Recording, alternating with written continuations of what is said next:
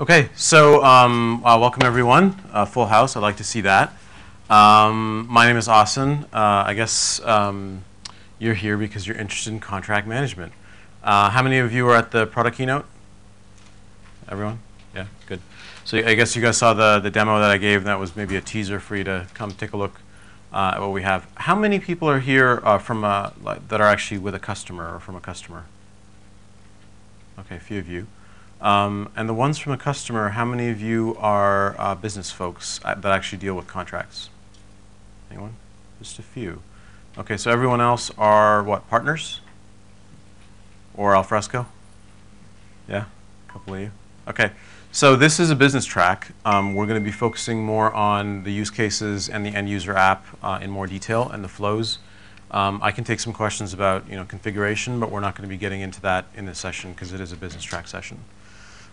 So if that makes you change your mind, change your mind now. Otherwise, we're sealing the doors and no one's getting out of here. All right, so the agenda really, I was going to go through some of the use cases for contract management, some of the typical challenges and the typical life cycle that we've seen for contract management. And then we're going to go through a demo, going through the end-to-end example, and I'm going to do that live. Hopefully the server will stay up and not crash on me. And I'll also talk about kind of a release roadmap in terms of the features we have right now in the product as part of the beta and what we plan to release with. And then we'll talk a little bit about the beta program, and if you're interested in the beta program, how you can get involved in that program. Right, so we are talking about futures, so do not make any buying decisions based on what you hear here right now.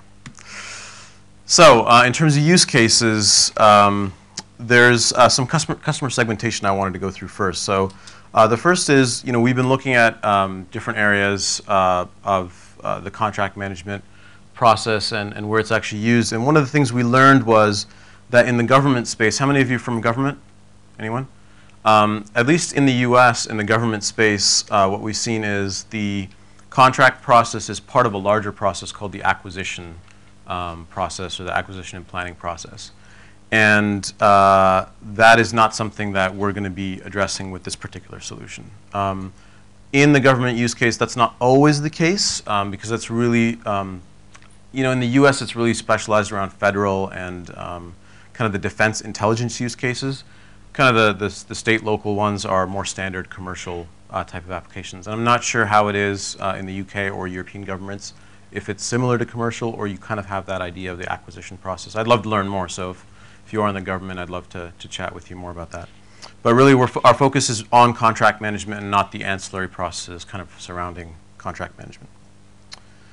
And then also with that, you can kind of draw this matrix of buy side or sell side. And by buy side, sell side, when you're dealing with a contract, it's either inbound or outbound. So people are negotiating to buy a service from you, or they're selling you a service. And then on the actual life cycle, as we'll see in a slide, there's kind of really two major parts to the contract life cycle. There's sort of the create, negotiate, drafting, that whole cycle. And then there's the cycle of, okay, well, the contract is executed now, or it's been signed. And now we want to look at, either we want to report on that or we want to search on information there because, my sales rep wants to upsell something and they want to look for the existing contracts. They want to have access to it, so it's essentially more of a repository. They want to manage that. They want to create amendments off of existing ones and create new contracts.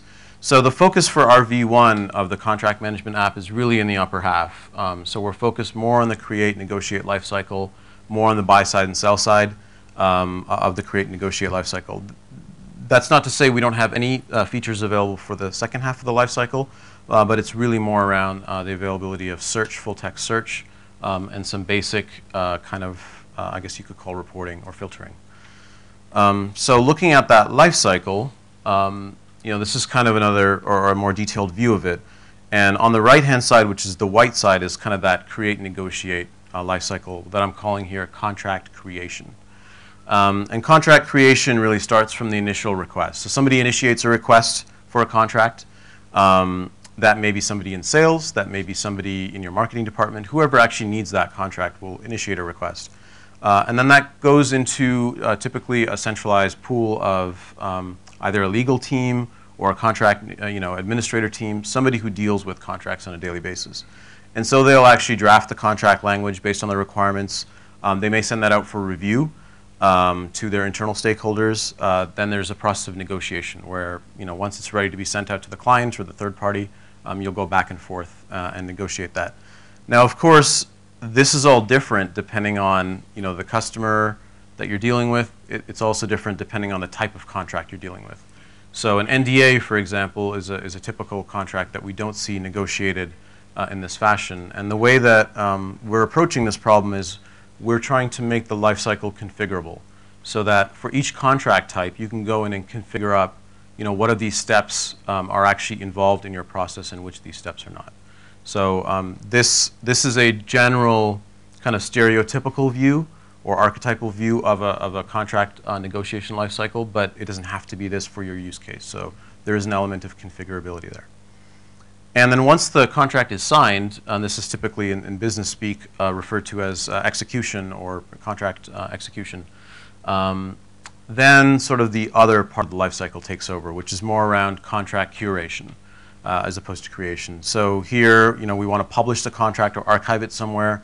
We want it to be in a repository that's accessible to more than just the users that were initially involved in the approval and negotiations. So you might have like 10 people in your legal department and some internal stakeholders that are actually negotiating and reviewing this contract. But when you go to actually publish the contract, everybody in the company needs access to it.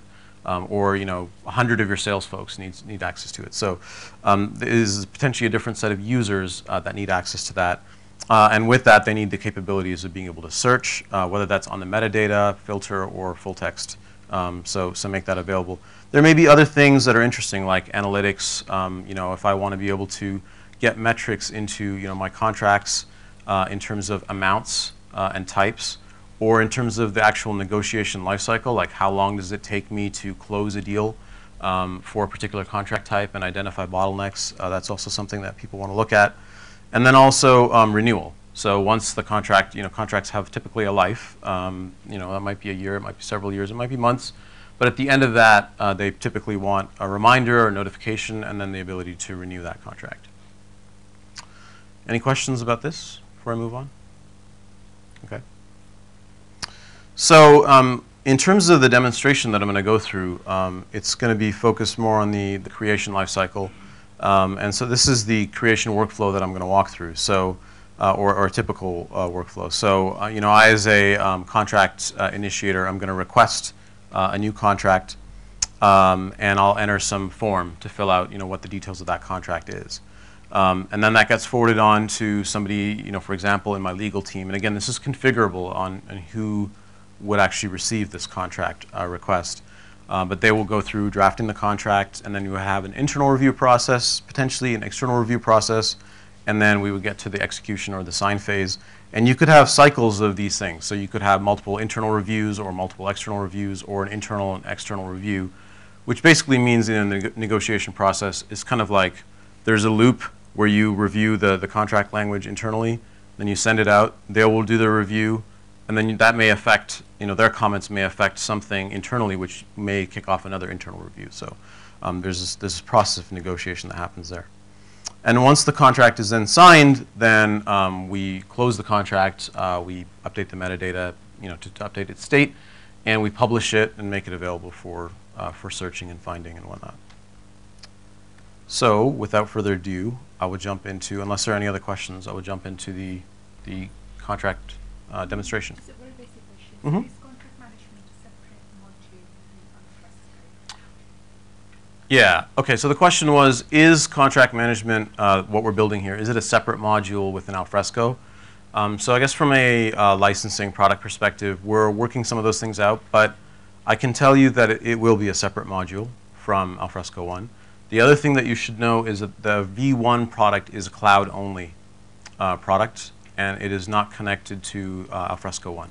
So if you're an existing customer, you have Alfresco 1 on premises, the first release will not connect to it. It is part of our future roadmap to connect those things, but that will be a V2 or later thing. So that is, sorry? I had just had a conversation with somebody about making it work with community, and I'm open to that. So if you are interested in that, let's talk after the session. Yeah. So does it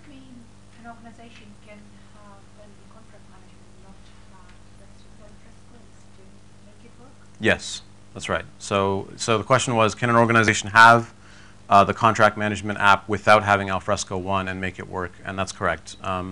The cloud version actually has the Alfresco repository underneath it as part of it. So you don't need to buy that separately. Yep. How does this relate to Workdesk? Oh, you guys have tough questions. San Francisco was not like this. So this relates to Workdesk, I guess, in the sense that we're planting the seeds for future a platform that will allow you to configure apps on premises and in the cloud, much in the spirit of what Workdesk wanted to do, but I think in a more modern way. So I think with Workdesk you might be able to build a contract management app, but as you'll see, the experience that you'll get is not the experience that we have here. So this is kind of more forward-looking in terms of that. So if you, yeah, that's how I would answer that.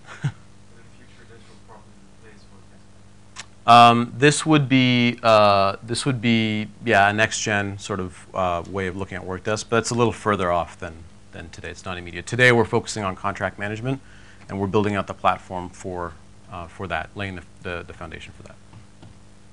Any other questions? All right.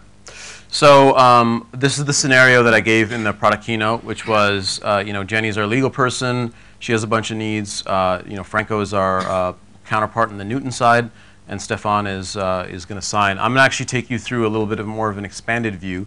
So at the beginning of this, we have John, who's going to actually make the request. So he's somebody from the marketing team. He's going to initiate the request. That's going to go to Jenny. Jenny's going to do an internal review with a couple of users. So we're going to see that. And then we're going to forward it on to Franco and then Stefan and Doug, and we're going to see the end-to-end process. Okay? This is how the workflow process between which can be configured. That's right, yeah.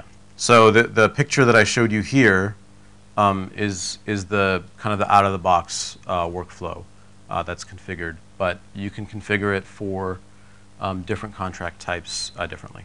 So it's... the end user, or it has to be the same workflow for all organizations? No, so it's going to be per contract type. So it would be configured by the organization, but per contract type. Yeah. And I think in the initial release, it'll be configurable. That's our goal.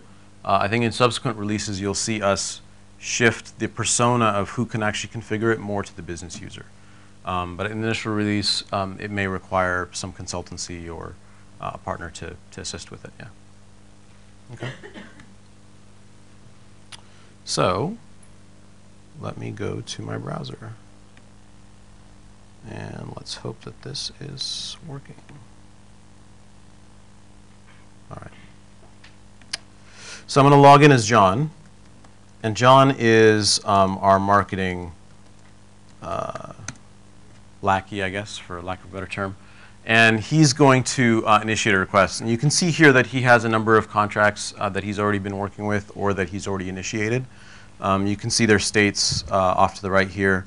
You can see some of them are in draft, and some of them are in various states. And one of the things that, a future thing that we'll add is the ability to do more detailed filtering so that you can actually drill down into, I want to look at all the contracts with this particular state or, within this date range or whatever. So you can kind of have, as your contract list expands, you can start to filter and hone that. Yeah. Authentication, but you just log in, Mm-hmm. user and a password. Yeah. Is there an authentication to a local on-premise Active Directory possible? Because of this contract management, so if anyone gets your username and password, Yeah. That would be worrying. Sorry, what would be worrying? Well, if you can sign contracts with this application, Yep. it's in the cloud, and someone gets your username and password, you need some kind of authentication. Yeah. And Secure. yeah, we've talked about Active Directory, so that will be there eventually. I'm not sure when it'll be there yet, so I can't answer that. Right, so I'm going to go ahead and create a new contract request. So in this particular scenario, we've configured up actually 6 different contract types. And if I went into each one of these, we could see that the metadata would be configurable independently. So I could have different metadata for each contract type. I can have a different workflow for each contract type. And I can have different, for the search results, I can have different metadata exposed for search results for each contract type. So those are the kinds of things that we allow you to configure. So I'm going to go ahead and create a marketing partnership here. And I'm going to, add some details.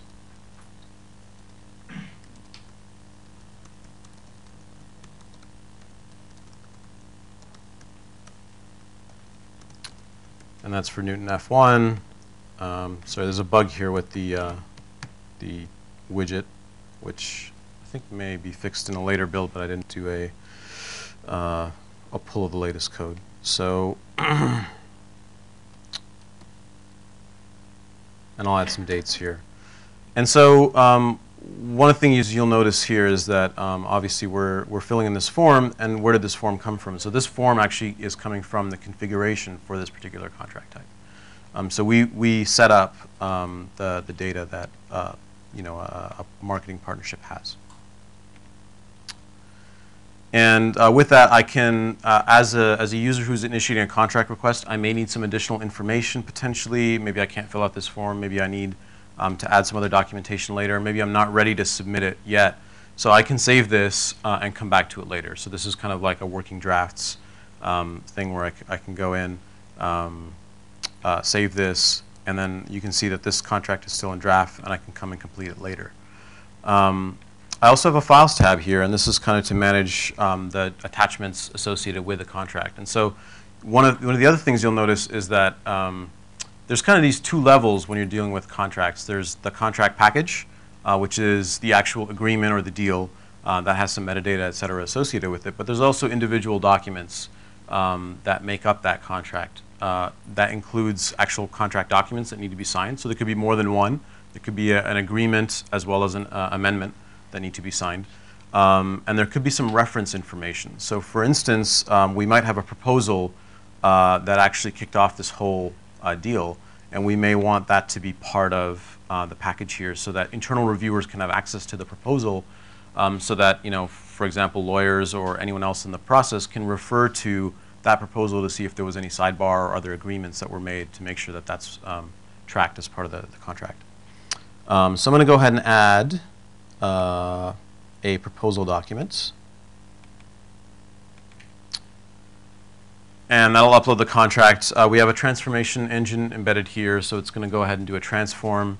You'll see a thumbnail come up. And we also have a previewer that's HTML-based here, so you don't have to have any like Flash or anything installed to be able to view the contract.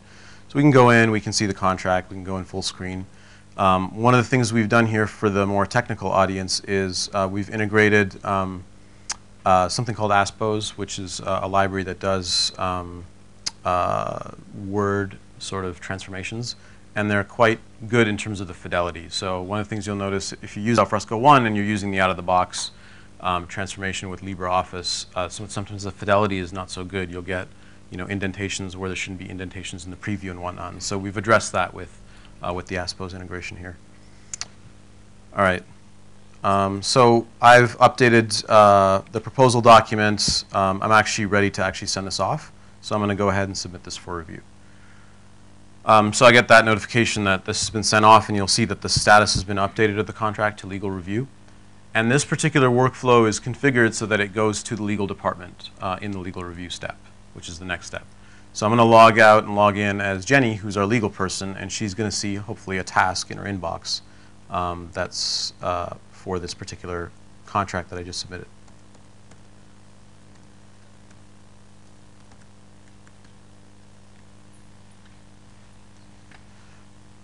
Right. So as you can see, I have a list of tasks here, and the way that the tasks are sorted are actually by due date. So you can see that the one that I just submitted, which is the Newton F1, is not at the top. And the reason that it's not at the top is because it's not the most urgent task in my queue.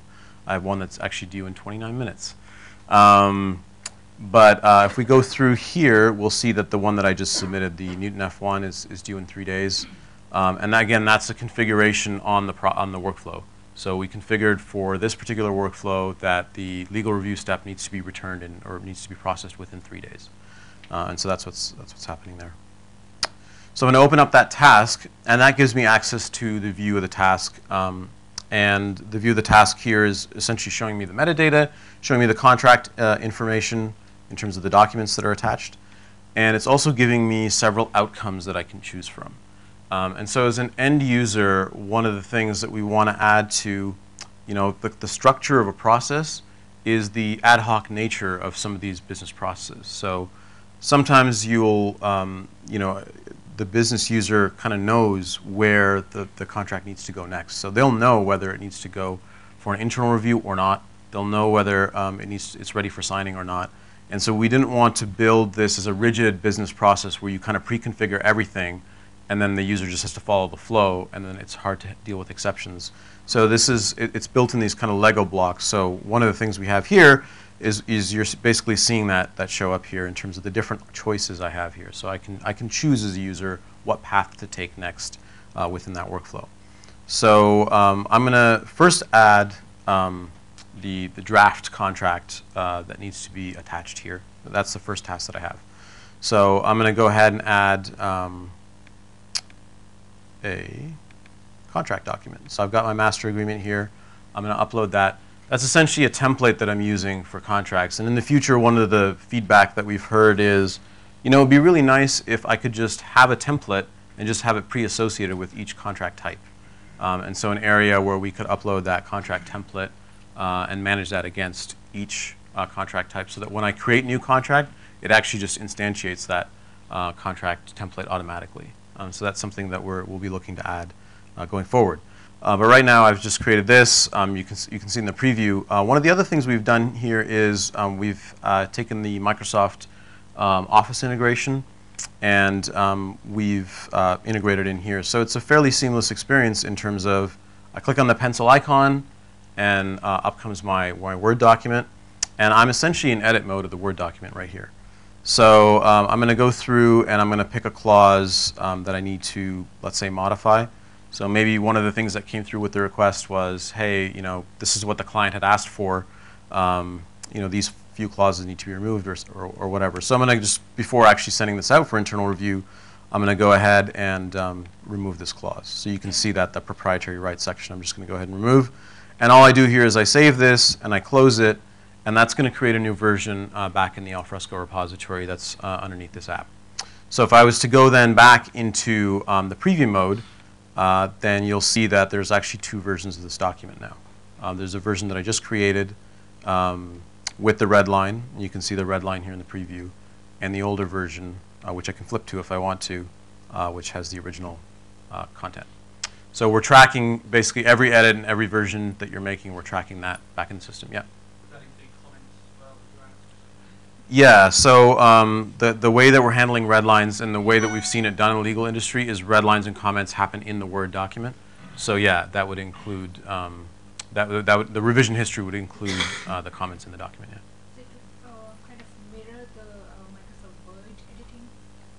Well, you're actually editing in Microsoft Word. So when it's later to Alfresco, it would still have comment says and strong comments. So we're not doing anything special whatsoever. If you do a comment in Microsoft Word, we're storing that. When you edit it back and you open it, you'll still see that comment. So we're not doing anything special there. Yeah. One of the things you did notice is actually track changes was turned on.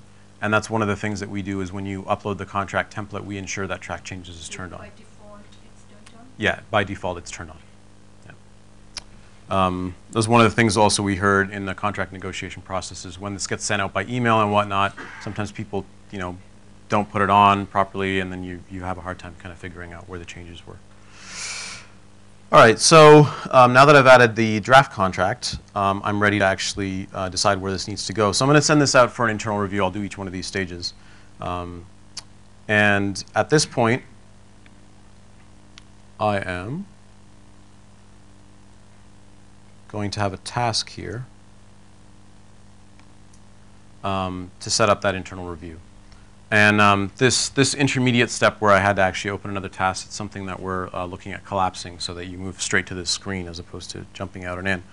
But nevertheless, we're here. We're going to basically set up who actually is going to review this contract. So I'll have, just for expediency, I think time-wise, I'll have one reviewer there, and I'll set up a due date. So now this is an example where we configured, earlier we had pre-baked the due date into the step. If you remember, legal review was 3 days, and that was on the process side. The user didn't choose that. This is an example where we actually have the due date configured by the end user, so they actually get to choose.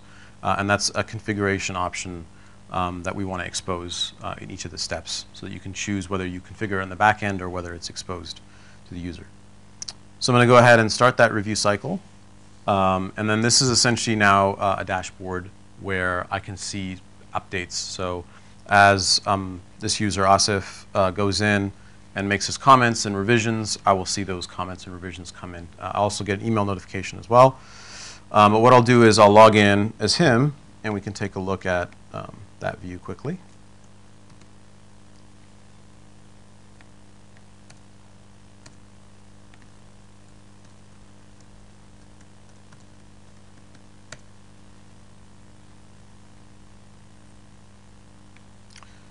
And essentially in my tasks, I have this, this internal review task. And I have the ability to, essentially approve or reject the document. I can take a look at the documents that are there. In this case, I can, go ahead and edit them. I'm not going to go through that because you already saw the editing capabilities within Word.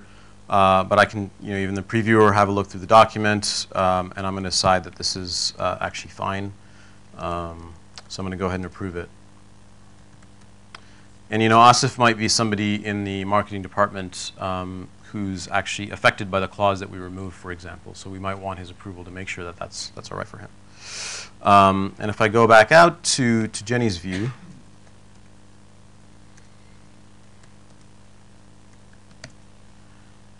you can see the lightweight collaboration that's sort of happening here, right? Where there's comments coming in, I can review those. One of the things we were looking at adding in the future potentially is also being able to reply to those and just having like a discussion thread around that right here instead of having to go within the document. But what I'll do at this point is I'll finish this review cycle, and then I'll kick off an external review, and I'll show you what that looks like. So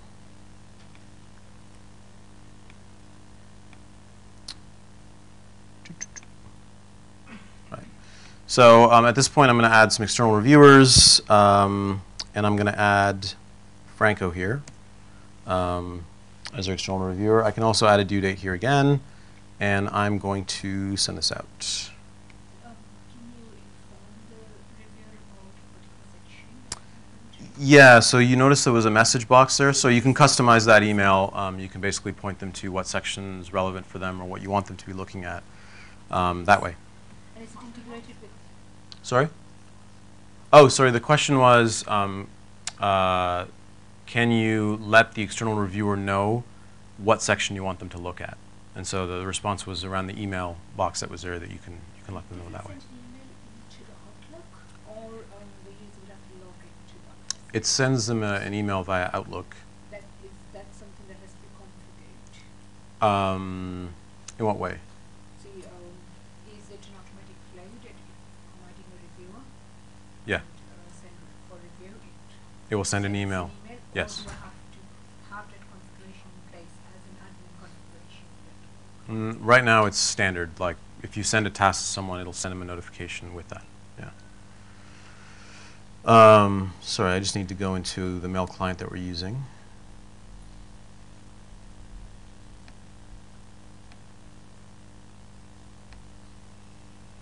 Right, and so this is our dev box for all the emails, just for testing. But you can see that there were a bunch of notifications generated for each one of these users. But Franco's is here, and he's got a link. So Franco, basically, he's an external user. He's sitting in Newton.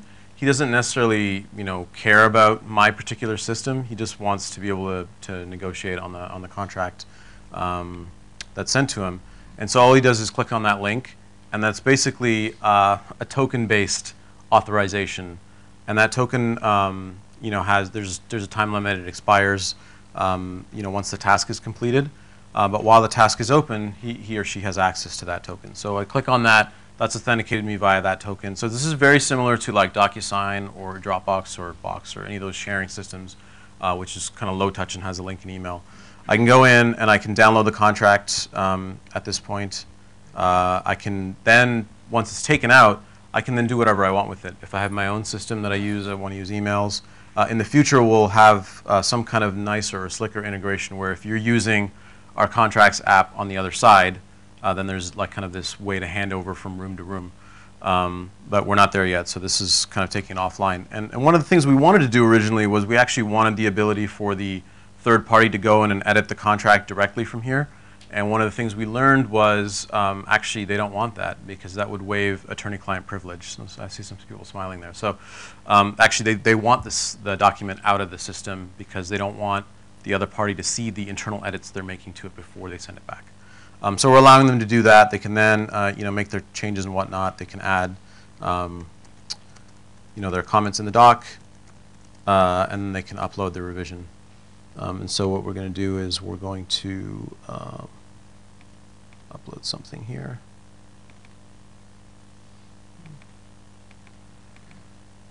Right, so I'll upload this revision of the document, and that'll allow me to then submit the document. And that'll send a notification back to Jenny, and then she can again go back to that legal review screen and decide, okay, what is this? Does this now? Do these changes now affect me in a way that I need to then kick off an internal review and go through these multiple cycles? She can obviously open the document. She can merge the changes in using track changes to generate the clean copy of the document. And then we can move on to the sign phase. Now, I've been just given the 5-minute notice, and I guess I'm not going to have time to jump into sign. But you saw that kind of the DocuSign integration in the product keynote. And if you're interested in more details, and me to kind of poke around with you more with the app, I can do that. What I want to do for a few minutes is just talk about the beta program. So if you're interested in the beta program, how do you get involved? What's that all about?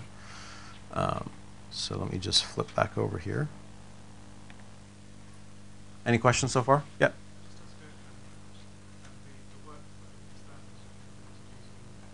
Yes, it is.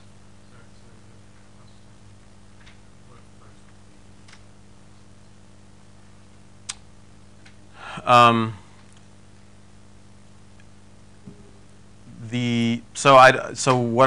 still in the process of building the product. We're kind of at the last mile, and I think the thing that we're trying to figure out now is how do you configure these business processes in an easy way.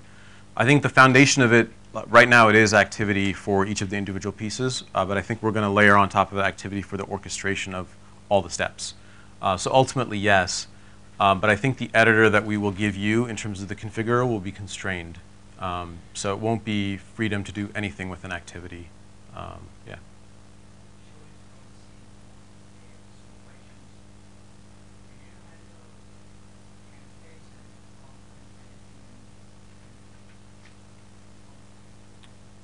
So I'm not, the concurrent, yeah.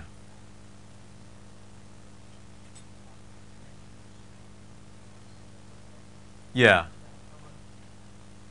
No, so this is the editing is not concurrent. In order to track the changes with the SharePoint integration that we have, there is a locking mechanism. So if you do open the file and you edit it and somebody also has it edited, it's the same experience you would have now with Alfresco where you can request the notification once the lock is closed.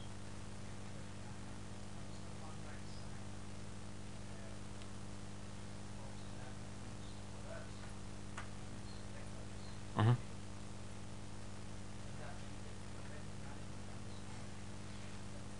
Yep, that's right, and that's one of the perfect use cases I think we have for the integration with Alfresco One on premises, where it would then kick off, the creation of a record.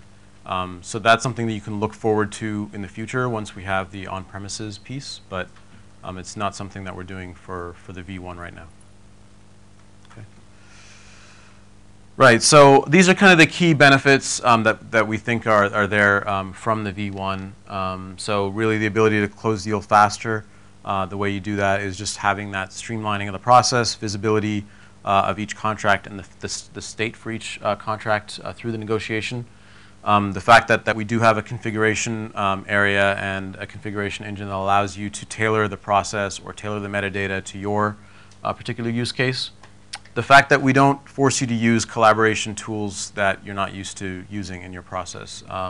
When we talk to various people in the legal and contracting process, everyone is using Word as kind of the standard as much as we want them to use other kind of more real-time editing things like Google Docs. That's not where they are today. They're on Word. In terms of signatures, DocuSign is the integration that we're starting with. We'll add other e-signature integrations as well. To use the product, you don't have to buy DocuSign. That would then mean that you would default to a kind of manual print and sign flow. But if you want the signature piece, then it is you would need a DocuSign license for that. And then we have a search or full text engine. And one of the things that we are adding in the V1 as we're going forward is an OCR capability. So sometimes you don't negotiate contracts on your own paper. You negotiate it on the other party's paper, which means you're getting maybe a scanned document or something like that initially. And if you want to be able to search on that and find that, you need OCR. So we'll be doing OCR when you upload that contract as well. And then in terms of compliance, we're tracking obviously all the approvals, all the different comments and whatnot, and the versions of the documents. So you have that audit history available to you as well. So just quickly, in terms of the current implemented features, I mean, we saw a lot of it. There's a whole bunch of stuff here. I don't have enough time to go through it.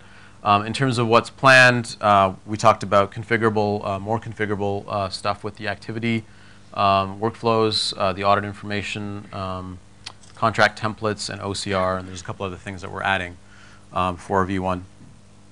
And if you are interested in the beta program, this is the URL. If you can't write it down that fast, that's fine. You can come talk to me after this session, and I can get you hooked up if you're interested in that. What is that program all about? Well, it's basically a program where we want to validate what we have so far in the system against your use cases. So we want to understand your process. We want to be able to validate that and actually basically take your process and configure it in the app, show it to you, test it with you, and that really gives you early access into the product, direct feedback into our product development team, and regular calls with us, and our care and attention if you want to do a production deployment. It's one of the big benefits of this program. And at the end, you'll end up with a fully supported product that you will be, your users will love. That's our goal. And what do we need from you if you want to enroll in this program? We need access to the users that will actually use the software because we need to talk to them, not stakeholders that are kind of up at the top, even though they're important. We may want to come on site and visit you. And then you don't have to, you don't have to promise or sign in blood that you're going to go live with it or pay for the product up front. But if you do want to use the product, then we will ask you to be a customer. And that's really it. So yeah, if you have more information that you need or you're interested, come see me or email me. And I have some business cards, so you can grab a business card from me as well. Any questions? Any other questions? No? No, we don't. So the question was about comparing versions. Do you have a way to compare versions? Though we track all the versions, we don't have a compare versions feature. It is a nice feature that we'd like to have, but it's not our kind of key baseline features just yet. Yeah. Are these presentations available after the summit on the website? I believe so. I don't know if Richard's not here. Thomas, do you know if these presentations are being made available? I think they will be. Yeah. I saw a couple posts on Twitter about that too, so we want to make the stuff available as possible. Yeah. So this will go in with all the other. We didn't post them in San Francisco yet because some of the stuff we didn't want to push them in advance of this summit, but now I think video and a bunch of more. Okay. So yeah, that'll be published. Yeah. Anything else? Yep. That's actually a good one. And I didn't show you the configuration side of things, but in the configuration, there is some, I would say, basic form validation there. So things like lengths, min-max ranges. Eventually, we want it to be expression-based and have things like form dependencies. So I can validate this field based on another field. We don't have that stuff yet, but we have the basic form validation, things like lengths and min and max, yeah, and mandatory. Yeah. Anything else? All right. Appreciate it. Thank you very much.